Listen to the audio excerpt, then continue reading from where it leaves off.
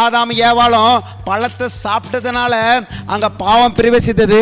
ஆண்டவராகிய இயேசு கிறிஸ்துனுடைய அவர் சரீரமாகிய அப்பத்தையும் திராட்சை ரசத்தையும் சாப்பிடுவதால் நம்மளுக்கு நித்திய ஜீவன் கிடைக்கிறது.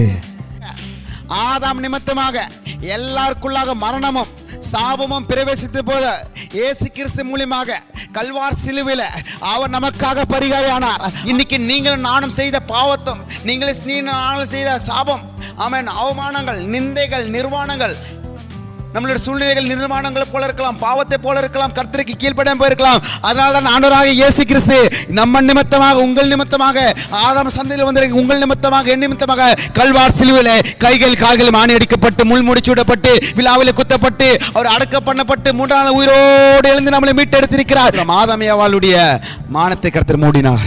இன்னைக்கு நம்ம மானத்தை மூடுகிறார். உங்க முகங்கள் வெட்கப்படுவதில்லை, உங்க முகங்கள் செத்து போவதில்லை. முதல் காரியம்